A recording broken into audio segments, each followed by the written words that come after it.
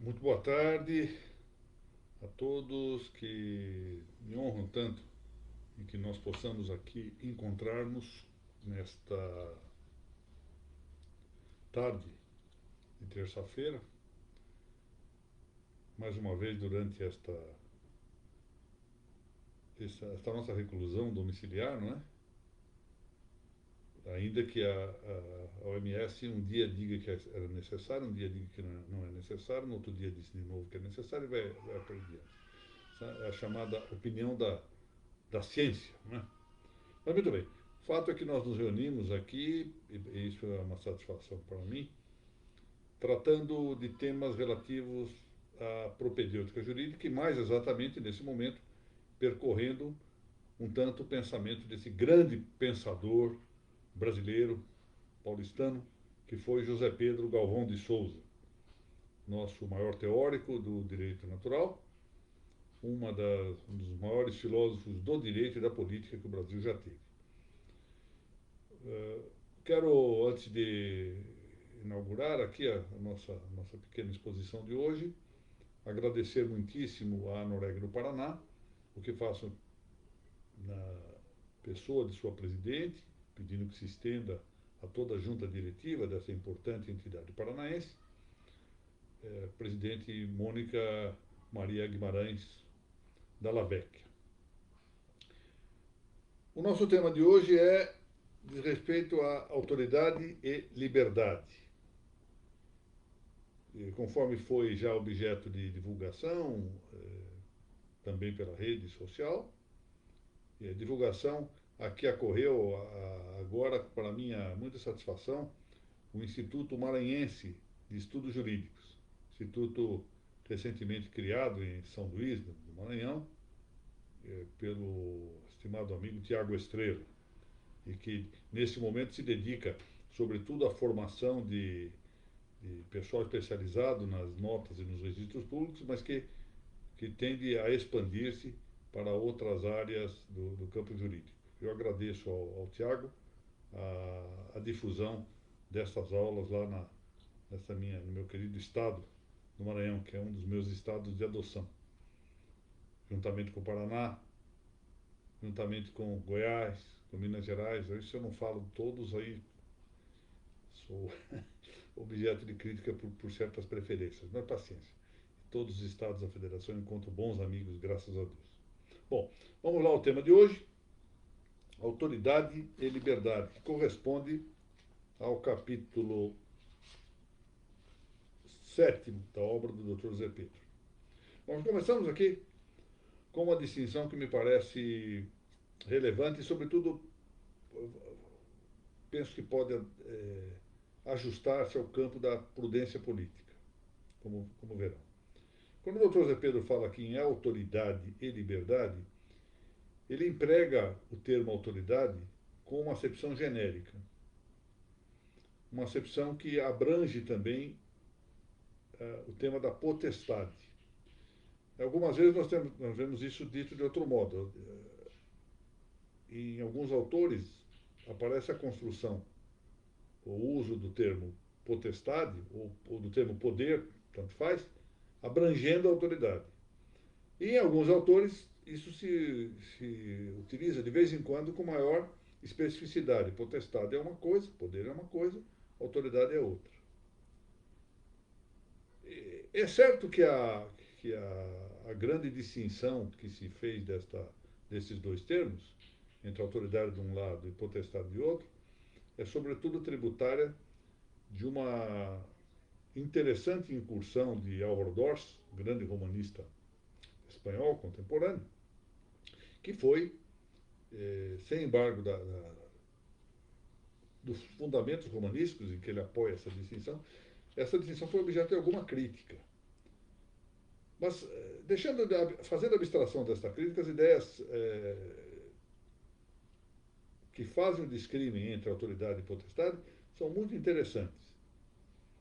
Aqui e ali nós podemos, talvez, especializar um pouco mais, fazer algumas observações para distinguir um tantinho um e outro conceito, mas, basicamente, a ideia orsiana de que a autoridade é uma verdade ou um saber socialmente reconhecido, faz que se diferencie bem o conceito dessa autoridade, autoritas, do conceito de potestas, de potestade, que não é o saber socialmente reconhecido, a verdade socialmente reconhecida, mas sim a vontade, o poder, a força socialmente reconhecida. Isso faz com que nós tenhamos aqui esse paralelo. A inteligência está para a vontade, assim como a autoridade está para a potestade ou o poder. O ideal, claro, nas sociedades políticas, é que a autoridade esteja junto com a potestade. Mas nem sempre isso se dá. Nós temos aí inúmeros episódios em que a potestade está dissociada da autoridade, em que e geralmente isso se produz quando há um perdimento moral da autoridade. Por que eu disse que isso tem no meu modo de ver, uma importância em nossos tempos? Entre outros aspectos que nós podemos considerar, veio à tona nas últimas semanas uma discussão curiosíssima sobre se o Ministério da Saúde deve ser chefiado ou não por um médico, uma vez que se trata da saúde e, como se sabe, a medicina tem por objeto a saúde. Bom, e aqui entra a questão que nós, já em aulas anteriores eu havia referido, que é a distinção feita entre outros autores, por Leopoldo Eulório Palacios, entre, de um lado, doutrinarismo, de outro lado, um simples casuísmo, situacionismo, e, num ponto central e superior, uma mediania superior, o tema da prudência política. Um autor espanhol, fazendo exatamente uma incursão na obra de Rafael Domingo, que foi um outro autor que cuidou do tema da autoridade, e em especial analisando a posição de Álvaro Dor sobre o assunto, observou muito bem que, para a prudência política, para o exercício da prudência política, não é possível imaginar que o detentor do poder, quem tem a potestade no âmbito da comunidade política, detém a autoridade completa em todos os saberes. Isso quer dizer que, verdadeiramente, nós vamos reconhecer a autoridade política em alguém que, exercendo também o poder, sobretudo nessas sociedades complexas, grandes, etc., exercendo também o poder, sabe escolher, eleger o especialista que vai guiá-lo para uma determinada solução que represente a consecução do bem comum. Então, voltando ao assunto do Ministério da Saúde. Suposto que possa e deva existir o Ministério da Saúde, vamos dar isso por atendido, sem discutir se cabe ou não a existência desse ministério, o fato é que não necessariamente o cargo efetivamente deve ser exercido por um médico. Se tiver que ser exercido efetivamente por uma autoridade na área da saúde, o conveniente é que essa autoridade, pode até ser um médico, mas que essa autoridade seja a de um cientista natural, ou seja, de um cientista, digamos assim, na área biológica. Pode ou não ser médico, mas tem que ser um cientista na área biológica, se é que nós queremos que esse chefe de ministério seja necessariamente alguém que tenha conhecimento científico do objeto material com que o Ministério da Saúde deve atuar. Mas veja, frequentemente a atuação deve ser de gestão. E se é de gestão, basta que quem exerça o poder, que tenha a potestade correspondente, escolha a pessoa certa para exercer a função. E saiba gerir adequadamente. Essa distinção é interessante, que talvez nós possamos aqui, rapidamente, antes de entrar no texto, doutor Zé Pedro, insistir um pouquinho.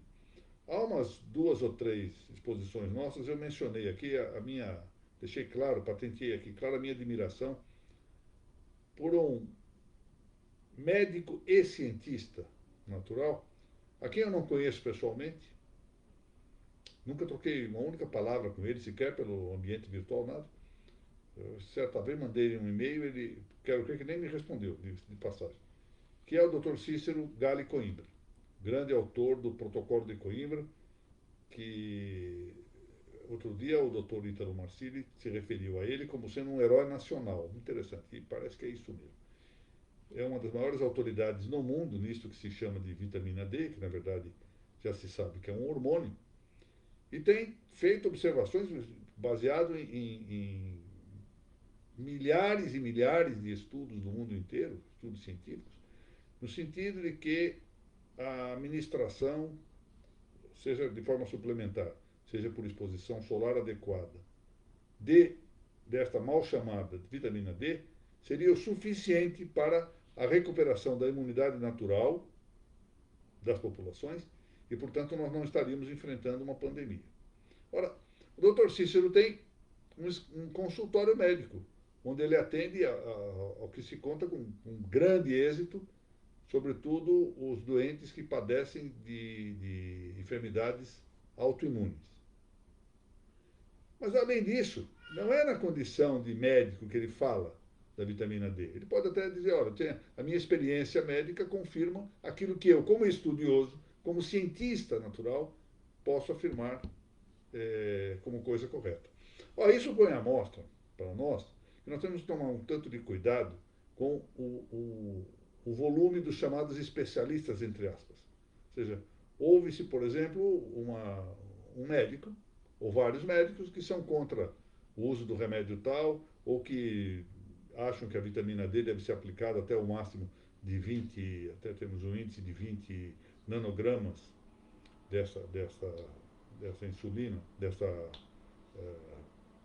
desse hormônio na corrente sanguínea, por miligrama da corrente sanguínea, porque assim diz a Academia de Endocrinologia no Brasil. Porque o senhor estudou isso onde? Não, eu ouvi isso. E comparar essas opiniões, que são opiniões dos chamados especialistas, entre aspas, com a opinião de um cientista. E isso nós podemos transplantar para todas as áreas. Ou seja, as autoridades são autoridades que efetivamente estudam e contêm o reconhecimento social por um trabalho de profundidade, dedicando-se muitas vezes a vida inteira a estudar um tema. E isso não se confunde com o chamado especialista de última hora, que é chamado para opinar sobre determinado assunto e que é chamado pela imprensa, sobretudo pela grande imprensa, de o especialista, para combater opiniões autorizadas. São chamadas autorizadas porque elas provêm de autoridade. De fato, essa palavra tem sido, autoridade, utilizada de modo corrompido, como eu disse, equivalendo-se a potestas, à vontade, à força. Quando, na verdade, a autoridade significa efetivamente aquele que é dono propriamente, que tem o domínio propriamente dos seus atos. E que, portanto, por isso, no plano intelectual, possui o domínio reconhecido socialmente, esse reconhecimento é adicionado a esse domínio, reconhecido socialmente pelo conhecimento, pelo saber que possui. Muito bem. Vamos então, feitas essas observações, porque o doutor Zé Pedro não distinguiu aqui, porque não era objeto da matéria, distinguir autoridade e potestade. Vamos então passar aqui ao tema de autoridade e liberdade. Vamos tratar desse tema exatamente no momento em que a potestade nos conclama ao chamado fique em casa. Vive o mundo moderno numa situação de permanente conflito entre autoridade e liberdade, a tal ponto que essas duas noções se tornaram, para muitos, antagônicas, quando, na verdade, elas se completam mutuamente. Olha que interessante. Autoridade e liberdade, diz o doutor Zé Pedro, não se opõem entre si. Essa é uma ideia, essa oposição é uma ideia que provém do liberalismo, ou mais diretamente do liberalismo, que propaga a liberdade abstrata. Esta indicação de antagonismo entre autoridade e liberdade frutifica naqueles que sustentam o cabimento da liberdade negativa, ou seja, da completa autonomia da vontade. O conflito, prossegue José Pedro, entre autoridade e liberdade, teve início com a revolta protestante, quando Lutero se insurgiu contra a autoridade da Igreja, especialmente do Sumo Pontífice. Pela mesma época, o renascimento pagão soltava as rédeas aos instintos, glorificando o que há de inferior no homem e comprometendo a liberdade espiritual. Notem, portanto, que já aí há uma subversão da ordem hierárquica das potências humanas, com a razão deixando de ser o critério, o guia do que há no homem de inferior e que José Pedro aqui sintetiza com o nome instintos. Essas deturpações, diz ele, da liberdade religiosa e da liberdade moral, refletiram-se depois na ordem política, reagindo contra o absolutismo monárquico, que já era uma deturpação da autoridade, diz bem José Pedro aqui, o absolutismo monárquico efetivamente era uma deturpação da autoridade. A monarquia pregada, sustentada por Dr. José Pedro, era a monarquia orgânica, ou seja, uma monarquia cujo pilar era o corporativismo social, o respeito aos fueros, o respeito às liberdades dos corpos intermediários. Diz ele, então, a revolução, depois dessa deturpação da autoridade do absolutismo monárquico, contra a qual reagiu a Revolução de 1789, que é, diz ele, filha, essa revolução, da pseudo-reforma e da enciclopédia, arruinou o conceito tradicional de autoridade. Esse parágrafo do Dr. Zé Pedro é magnífico. Abolindo a nobreza, os grêmios corporativos e toda a organização social fora do Estado, proclamou o indivíduo absolutamente livre ou soberano, tratando de garantir os direitos do homem, tudo com H maiúsculo, do cidadão, contra os possíveis abusos da autoridade política. Não tardou a reação em contrário, fazendo a balança pender para o lado da autoridade em detrimento da liberdade. Socialismo, comunismo, fascismo, nazismo. Porque isto, digamos assim, numa visão um tantinho simplificada, é verdade, simplista, mas que mostra bem. Se a autoridade e a liberdade se conjugam, se harmonizam, se uma completa a outra, se não é possível existir verdadeiramente uma sem que a outra exista, a pendência da balança para um dos lados leva à reação da outra. Então, a liberdade negativa, o excesso de liberdade, na verdade, como veremos, uma deturpação do conceito de liberdade leva à reação da autoridade, que então se torna despótica e atua sobre as próprias liberdades. Prossegue José Pedro. A liberdade requer a autoridade. E diz, a liberdade do liberalismo acabou por se destruir a si mesma. O excesso de livre concorrência gerou a exploração dos fracos pelos fortes, a formação do grande capitalismo e a proletarização do operário. A liberdade política exagerada foi sempre a condição propícia para o advento das ditaduras. Olha que passagem notável. Eu, outro dia, estudava um livro muito interessante de um grande autor, justnaturalista norte-americano, que contou um fato ali que eu nunca me havia atentado para essa circunstância. Numa cidade, 2 ou 3 cidades pequenas dos Estados Unidos, essas grandes cadeias de supermercados, essas lojas que vendem de tudo, foram se instalar no lugar e isso foi saudado inicialmente como uma grande conquista. E as cidades não deixaram que essas redes se instalassem ali. E aí vem a explicação pela ocorrência, pelo fenômeno sociológico em outras cidades. Instalados esses supermercados imensos em algumas regiões, como elas têm uma grande capacidade, um capital muito grande para atuar, conseguem fazer com que os preços se reduzam ou se mitiguem a tal ponto que a mercearia lá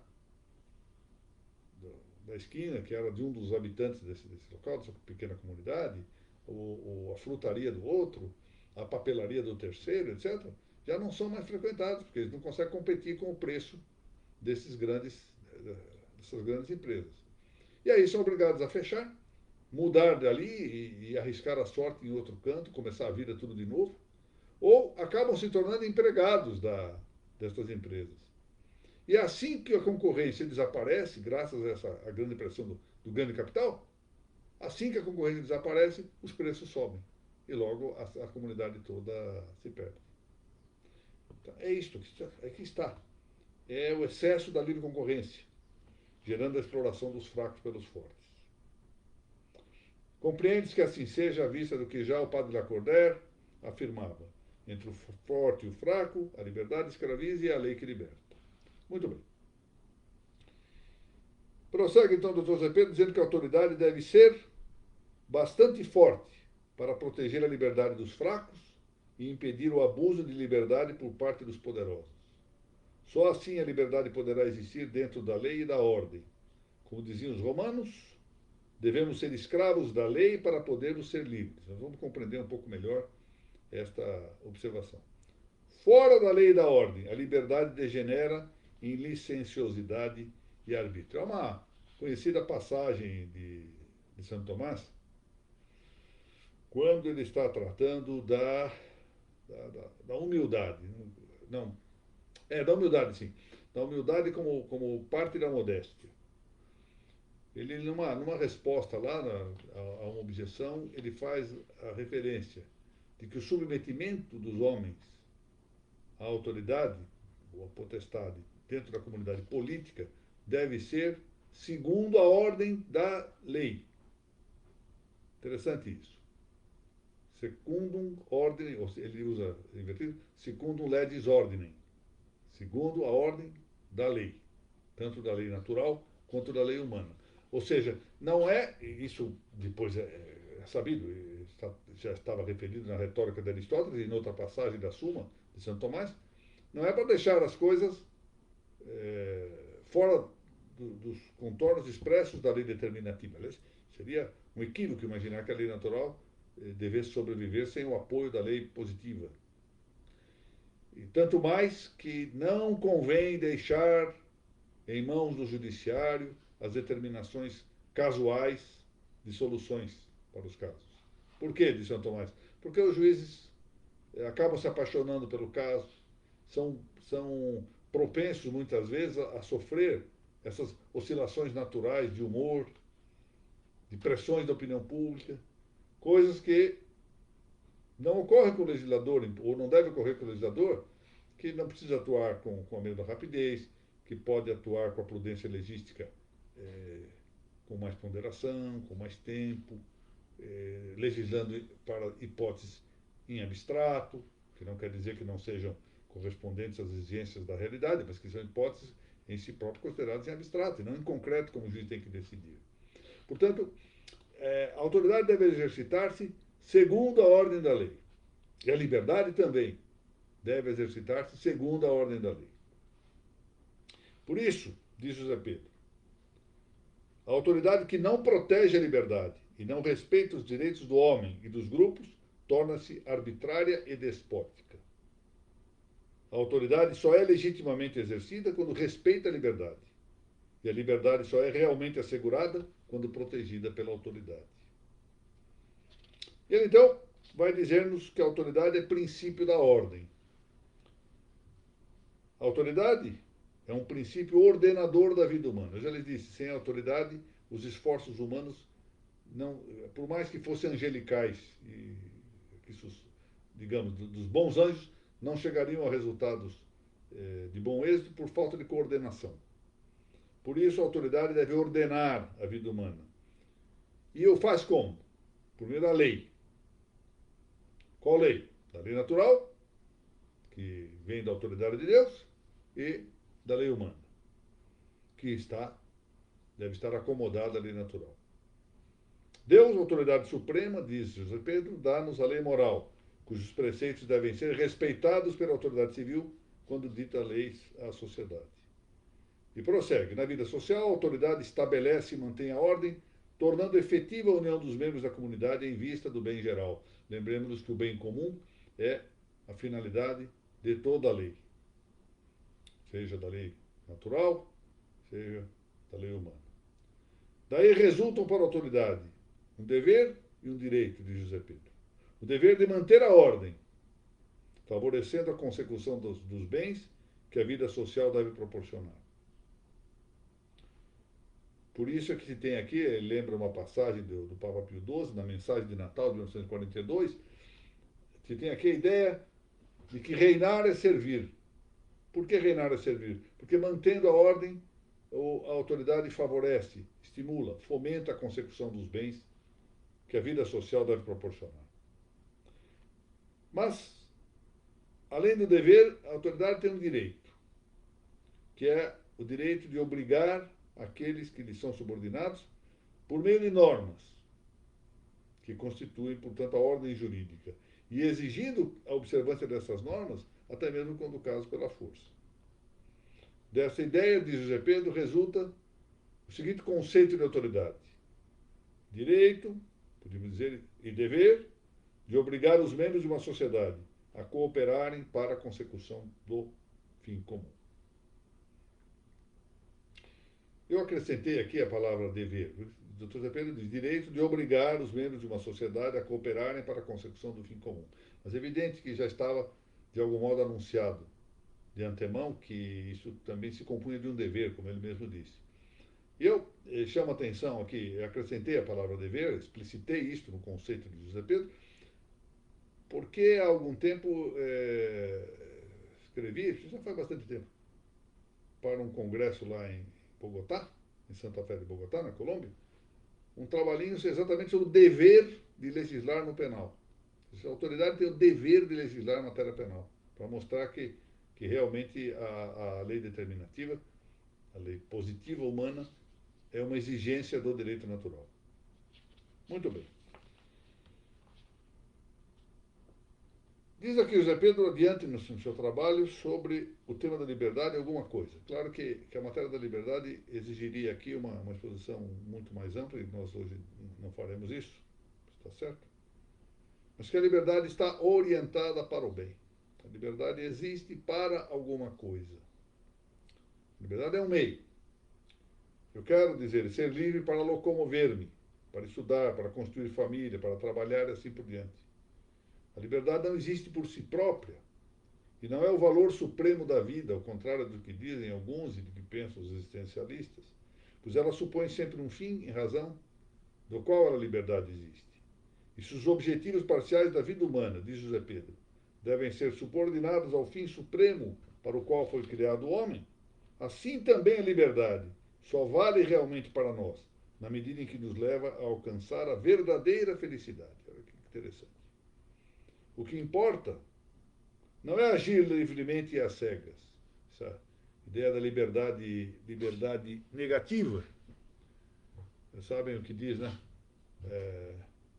Faças o que quiseres, como é o mote de um célebre ocultista britânico. É liberdade negativa. Absolutamente autônoma.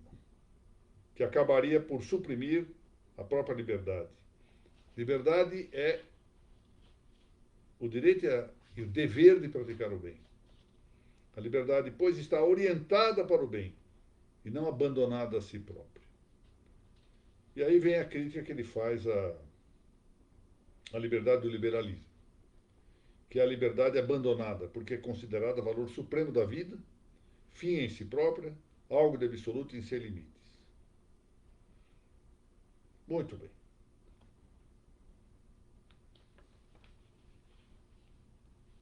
Segue aqui a crítica que ele faz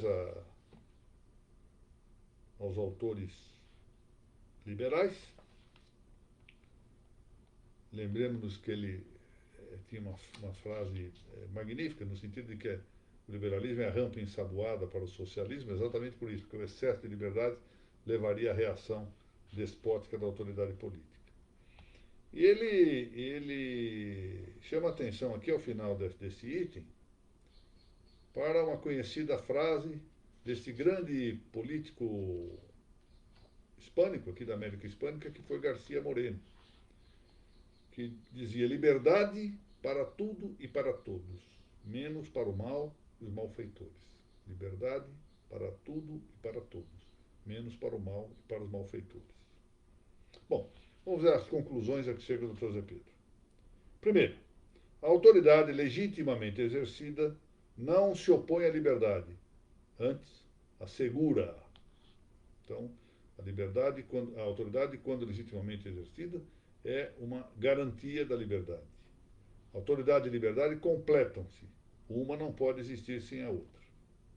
Segundo, portanto, notemos isso. É um binômio que apresenta a sua tensividade, muitas vezes, é preciso encontrar, isso cabe à prudência política, muitas vezes, determinar qual o ponto exato, mas são conceitos e realidades conciliáveis, conjugáveis, tal que uma não pode existir sem a outra. Pensemos na ideia de uma verdadeira moeda. A cara e a liberdade, a coroa, a autoridade. E ambas conseguem, dessa maneira, atingir o bem comum. E não ser assim, não se atinge o bem comum.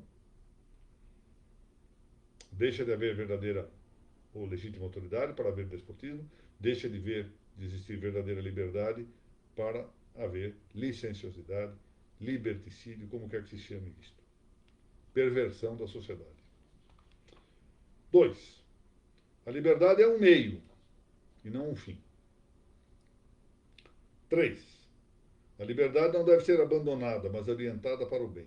Mas eu volto um pouco. Quando se diz que a liberdade é um meio e não um fim, isso põe à mostra que a prudência política, a prudência com que deve exercitar-se a autoridade e a potestade políticas, está em ordenar esses meios e não ditar os fins. Os fins, o fim da liberdade, não está ditado pela autoridade política. 3. A liberdade não deve ser abandonada, mas deve ser orientada para o bem.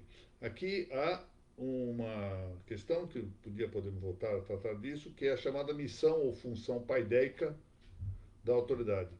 A autoridade tem uma função pedagógica. Quanto aos meios, o problema que nós estamos vendo agora, isso se anuncia em muita parte, é a chamada reengenharia social, em que as autoridades querem ditar os fins. Esse é o problema. Ou seja, quer ditar os fins da sociedade, em vez de ajudar a sociedade, os membros da sociedade, a organizar, a coordenar os meios para atingir a sua finalidade. Quer alterar essa finalidade como se essa finalidade não fosse ditada substancialmente pela ordem natural das coisas. 4. A liberdade só é legítima dentro da ordem. Aí está. A ordem que nós já vimos supõe que se exercite segundo a lei. Porque a lei é a causa do direito. Ou é uma das causas do direito. Acho que é de Saint-Exupéry, a frase de que a liberdade é o consentimento numa ordem, ou seja, é o exercício voluntário da vontade esclarecida pela razão dentro de uma ordem. Liberdade é consentimento numa ordem. E quinto e último ponto, a convivência humana requer o exercício limitado das liberdades de cada um. Claro, aqui em certa medida, neste ponto apenas, é que tem alguma aplicação aquela corriqueira afirmação kantiana, repetida em toda parte, de que a liberdade é um conjunto das condições em virtude das quais a liberdade de um pode existir com a liberdade de outro, segundo a lei geral da liberdade. Absolutamente abstrata, sem dúvida, esta asserção de Kant, mas que apresenta esse aspecto que me parece que para salvar, como faz sempre Santo Tomás, não podemos salvar, não existe erro absoluto. Salvar alguma coisa. O que se salva aqui é exatamente que é preciso limitar as liberdades para que possa haver uma convivência na polis, na sociedade humana. Muito bem. Na semana que vem, porque na quinta-feira agora nós não teremos essa nossa reunião, porque é dia de Corpus Christi. Eu sei que as atividades liberais podem exercer-se, as artes liberais podem exercer-se sem dúvida em dia de preceito, mas eu não vejo necessidade de nós fazermos isso. Prefiro, portanto, resguardar a mim e a todos para cumprirmos aí a observância desta festa religiosa. Então, na terça-feira, sim, veremos o tema estruturação do poder. Nós vamos começar a ver o tema da estruturação do poder. Formas de governo, formas de Estado, regimes políticos, tal como disto trata o Dr. José Pedro Galvão de Souza. Muito bem. Eu quero, antes de encerrar aqui o nosso encontro, e saudar. Eu gosto de ficar olhando o nome de tanta gente boa que tão generosamente vem aqui ao nosso encontro virtual. Mas eu quero, primeiramente, agradecer de novo tanto a Noreg do Paraná, o que faço ainda uma vez em nome da presidente Mônica Della Vecchia, grande tabeliando o Boqueirão, né, Curitiba, um paradigma de notário, e o Instituto Maranhense de Estudos Jurídicos, que tem divulgado também lá na região do norte, nordeste do país, estes nossos encontros. O Instituto criado por seu presidente, o registrador Tiago Estrela. Quero também dizer da minha satisfação em que parece que vamos dando os primeiros passos para a retomada da economia, da atividade econômica no país. Eu efetivamente, agora já na minha atividade judicial, tenho recebido pedidos que me deixam realmente preocupados com a situação econômica geral. Muita gente passando necessidade, muitas empresas tendo que fechar as portas, o erário também já sofrendo os efeitos destas medidas. Eu não tenho formação médica ou em ciências naturais para avaliar e duvido efetivamente que alguém possa afirmar com toda certeza o que seria melhor ou não fazer nessas circunstâncias. Mas o fato é que adivinha-se que a clausura, a cessação das atividades econômicas da forma como ela ocorre, vai causar um prejuízo a largo prazo para todos nós, e no curto prazo já está causando situações quase de estado de necessidade para muita gente boa, que tem o direito de sobreviver, tem o direito de alimentar a sua família. Portanto, eu fico muito satisfeito de verificar que as coisas já vão entrando em atividade. Esperemos que seja assim. Muito bem. Querida amiga doutora Laura Porto, muito obrigado por sua sempre gentil presença aqui, é muito importante para nós. A Viviane Berton Chaves, quero dizer para quem não a conhece, embora em muitos aspectos ela dispense a apresentação, porque ela tem uma certa fama midiática também, mas a Viviane é uma das grandes juízas aqui do Estado de São Paulo, e de ótima formação pessoal. E eu agradeço muito, me sinto muito honrado com a presença da Viviane aqui, que está estudando muito. Muito bem, Viviane, muito obrigado. Doutor João Paulo Silveira dos Santos, muito boa tarde. Doutor Ricardo Galego, boa tarde também. Doutor Mário Martinelli, boa tarde. Doutor Rubens Amoroso, muito boa tarde. Doutor Gustavo Borges de Oliveira, boa tarde. Meu querido amigo José Roberto Leme Alves de Oliveira, grande magistrado de São Paulo, e um intelecto privilegiado, embora muito jovem, tem um senso de prudência notável. Realmente um pensador que se projeta em ascensão para ser um dos melhores aqui de São Paulo e do Brasil. Doutor Joval Almeida, minha saudação. Estimada Cátia Jonas Dias, doutor Gustavo Baretieri, doutor Eric Bezerra, professora Isabela Bicalho, muito bem, grande professora mineira, que São Paulo conseguiu importar aqui para o nosso estado de São Paulo e que está lá brilhando em Miguelópolis com aulas que eu já soube de grande valor. Parabéns, professora. Doutora Graci Alves, muito boa tarde. Fausto Mota, estimado amigo, também boa tarde. Doutor Pedro, prazer em vê-lo aqui entre nós.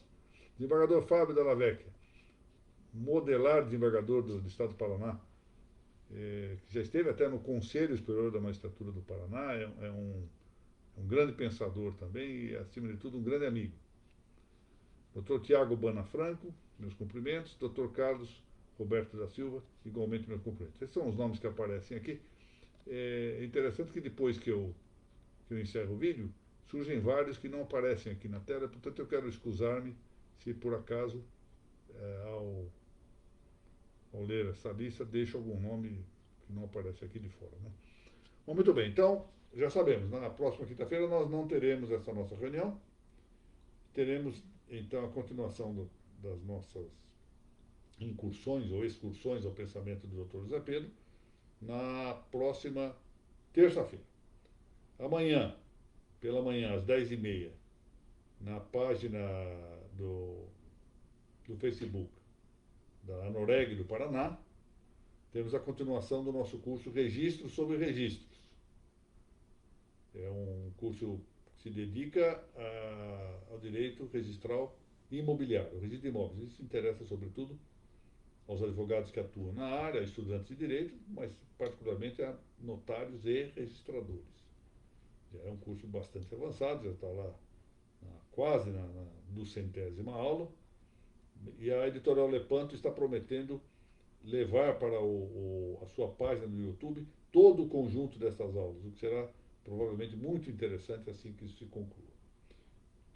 Preciso dizer também, mais uma vez, que essas reuniões do Registro sobre o Registro, essas reuniões são patrocinadas pela Norég do Paraná e por várias outras entidades de notas e registros públicos também do Estado paranaense.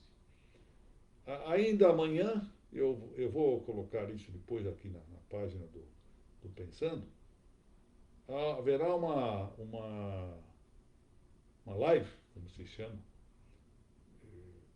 lá a origem é o estado de Pernambuco, lá de Recife, em que a Graziela Guerra estará como mediadora ou debatedora e eu vou falar sobre o processo extrajudicial de usucapião. Depois eu informarei a aula. Na sexta-feira de manhã, nós faremos, em vez de na quinta, porque na quinta, como eu disse, é feriado religioso, na sexta-feira de manhã, nós faremos ainda pela página do Pensando, a partir das 10 horas, o nosso Nota sobre Notas, tratando da última parte de um tema relevantíssimo, que é o do segredo notarial, sigilo notarial. E à noite, embora seja o dia 12 de junho, dia de festividade, à noite haverá, durante 30 minutos, outra live da qual eu devo participar, também com muita rapidez, em meia hora, para tratar do tema da fé pública no ambiente da advocacia. Amanhã é aula da usucapião extrajudicial, esse é o título, como nicho da advocacia do extrajudicial. Muito bem. Muito obrigado novamente a todos e até a semana que vem, ou se me prestigiarem nas outras aulas que devo proferir aí no curso da semana. Muito obrigado.